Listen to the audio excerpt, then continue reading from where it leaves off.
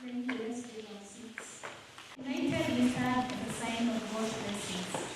I have the pleasure now to invite Mother Josema to give us the opening remarks on behalf of our AOSK chairperson, who is not with us, Sister Josephine Kambogo. Mama Josema, you're most welcome. Karibu sana.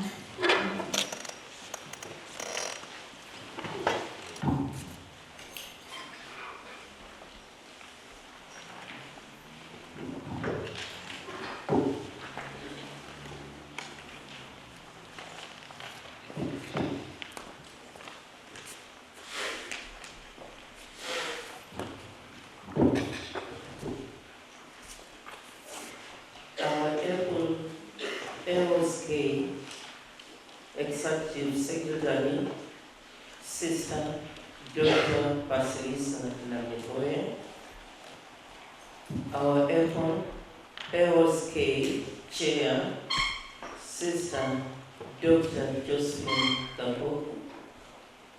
Kambogo, in absence, the board members, major superiors, delegates, and those in our meetings who have been invited to attend this annual general meeting, and Sister Luciana, the Director, Chemichemi College. Good morning to you all. Good morning. Pilgrims of hope, together in prayer, Pilgrims of hope. As we have heard from Sister Mary Corretti, I stand here representing our chairperson, Sister Dr. Josephine Kambogo, who is absent today for some reasons. And so whatever I say is not my words, are not my words, but they are Josephine's words. I'm only representing her. Therefore, I want to say a big welcome to each one of you to this general annual meeting. You are most welcome, sisters, for this important meeting. Welcome. And feel at home to participate and to contribute. Having put aside all that you would have loved to do in your own congregations and decided just to be here, please feel welcome to participate fully.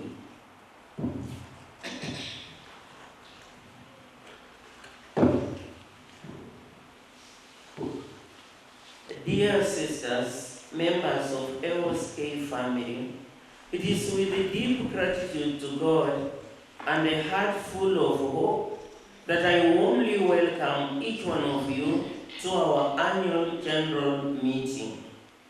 I thank you for making time to gather here, united in the spirit of sisterhood and our shared mission. Our theme this year, 2025, Pilgrims of Hope in Mission, AOSK walks steadfast towards a future of resilience, self-reliance, and sustainability.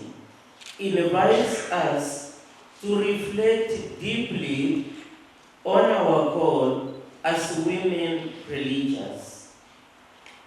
We are pilgrims journeying together, trusting in God's providence and bringing hope to a world that longs for healing and transformation.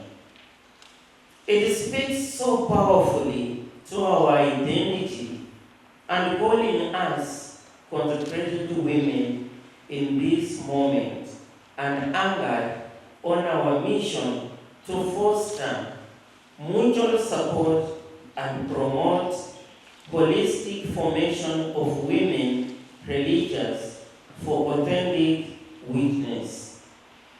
I am humbled by the steadfast faith, courage, and creativity I see amongst you sisters who walk as pilgrims, carrying hope into families, schools, hospitals, parishes, and communities that thirst for Christ's love.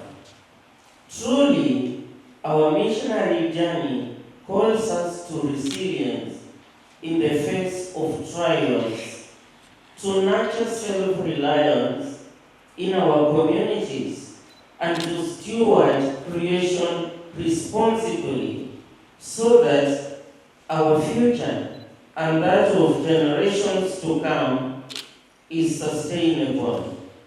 Through our ministries, we have seen how empowering our communities, fostering self-reliance, and embracing sustainable practices can truly uplift the lives entrusted to our care, especially the vulnerable, the marginalized, and the poor. Today's gathering is an opportunity to strengthen our bonds, share our successes, challenges, renew our mission with fresh zeal, making decisions together, recommendations, and so on. In the spirit of hope of Pope Francis' call for synodality, we work together, listening to one another, discerning together, and then courageously responding to the signs of the time. As we face the social, economic, and environmental challenges of our era, our commitment to resilience reminds us that no obstacle is unsurmountable when we stand in solidarity and faith. To build a sustainable future for evangelization, we must adopt strategies that address these challenges and leverage these opportunities. Collaboration and networking, strengthening our partnerships with other religious organizations, lay organizations, and broader civil society enhances our capacity for impact. Collaborative initiatives can amplify our efforts in areas such as social justice, healthcare, education, and ecological conservation, holistic formation and education, investing in the ongoing formation and education of our members is crucial. Well-formed members are better equipped to respond creatively and effectively to the needs of our time. Social sustainability, community engagement foster strong relationships with local communities. Participate in and support local initiatives that promote social welfare. Education and advocacy. Educate our members and the wider community about sustainability issues. Advocate for policies that protect the environment and promote social justice, inclusivity, and diversity. Ensure our practices and policies are inclusive and respect the diversity of our members and the communities we serve. Health and well-being. Promote the physical, mental, and spiritual health of our members through regular activities, workshops, and retreats. Economic sustainability. Allocate resources efficiently to maximize impact. Regularly review and assess our projects and programs to ensure they align with our sustainability goals. Spiritual sustainability, faith-based stewardship. Integrate the principles of stewardship into our spiritual practices. Emphasize the connection between our faith and the care for God's creation. Spiritual formation. Offer programs that deepen the spiritual lives of our members, helping them to live out their faith through sustainable practices. Ethical leadership. Encourage ethical leadership that models sustainable living. As leaders, you should inspire and guide others toward a sustainable lifestyle. Prayer and reflection. Dedicate time for prayer and reflection using our faith traditions to inspire and sustain efforts. This gathering is not only a moment to review our past and present, but to dream together of what is possible when we walk in communion. Let us remember the words of the prophet Jeremiah. For I know the plans I have for you, declares the Lord. Plans to prosper you and not to harm you. Plans to give you hope and a future. Jeremiah 29, verse 11. May this promise inspire us today to speak boldly, listen attentively, and discern wisely as we chart the path ahead of us. I encourage each of you to share your experiences, your insights, and your hopes, so that together we may continue to build communities that are resilient, self-reliant, and rooted in sustainability. I welcome you all to this annual general meeting. May our time together bear much fruit in our shared mission. Therefore, I declare this annual general meeting opened officially.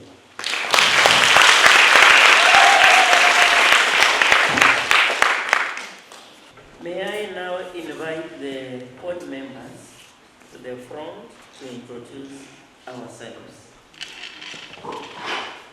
Your names, the congregation, who you are, what position in other words, and the departments you present on the board.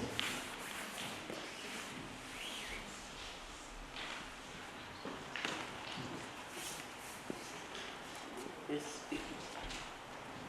God is good All the time. all the time. God is good. I'm Sister Maria Moretti Kingori, a missionary sister of the Precious Blood. I'm glad to be here. I'm happy to be here, and I'm happy to be in this governing council. I serve in the docket of, it's flying out of my mind. Member service. Member service and partnerships. Thank you.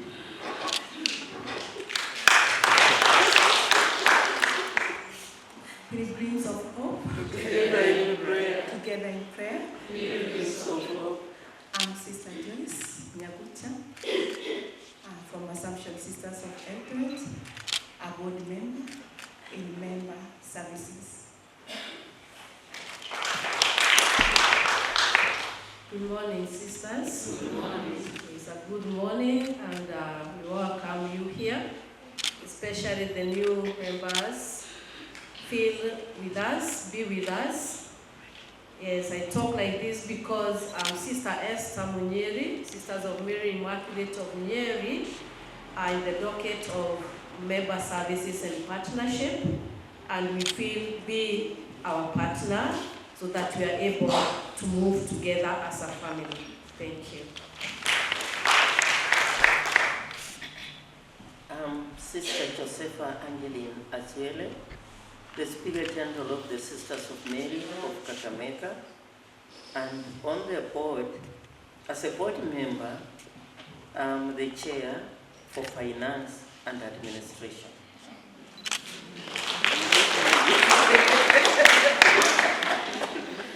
Yeah.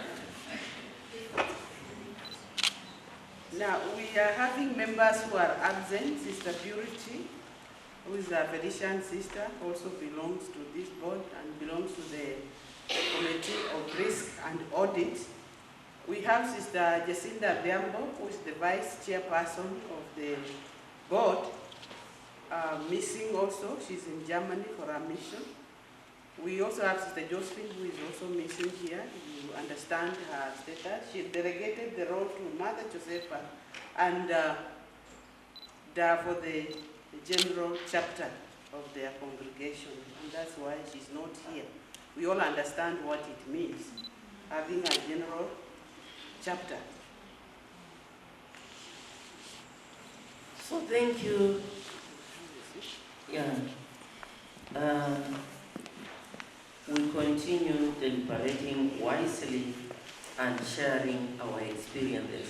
At this juncture, I wish to invite our April Executive Secretary, none other than Sister Dr.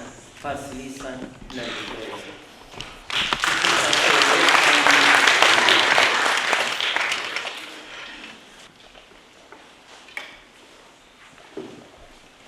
Today we are marking 63 years since the inception of the association.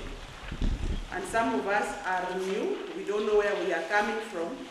And it is always important that we talk about our history.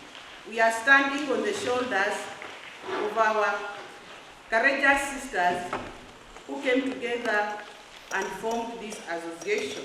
We are enjoying those fruits that the sisters have worked for to ensure that there is sustainability, that there is continuation of the association.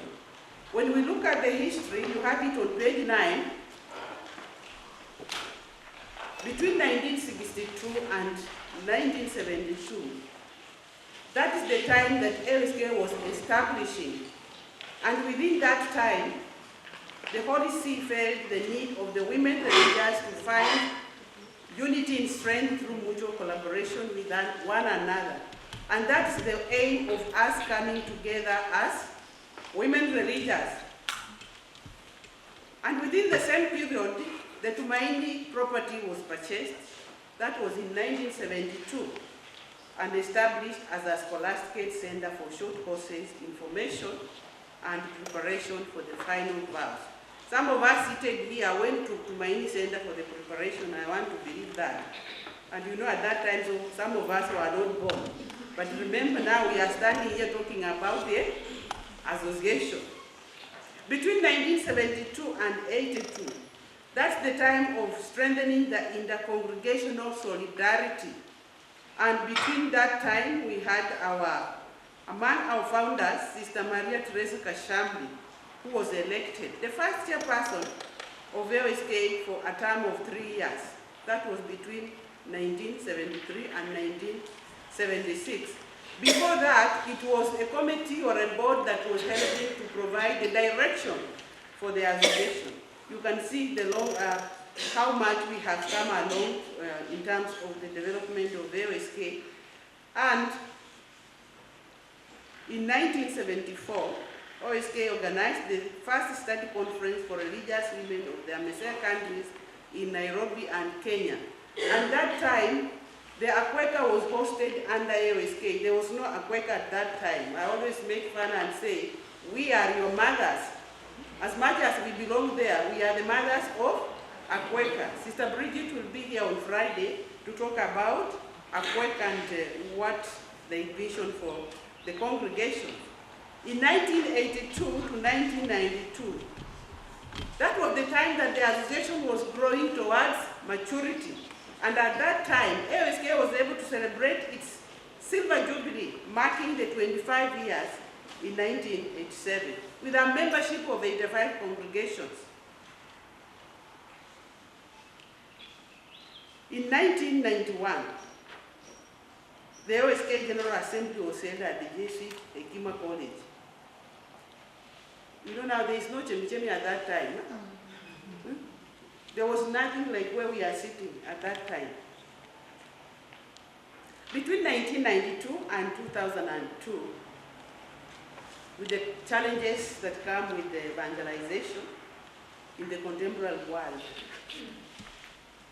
we saw the 23 sisters graduating from the Sisters Catechetical Course in 1994 at that time. And in March 2001, when I was 1 year professed, the AOSK long-awaited building Chemichemi, the Uzima Institute in Karen, was opened, where we are now. Between 2002 and 2012, we were moving towards the future with hope. And that's what we have been holding on as an association to date. And during that time, in partnership with Porticus, AOSK began the sabbatical program in 2002.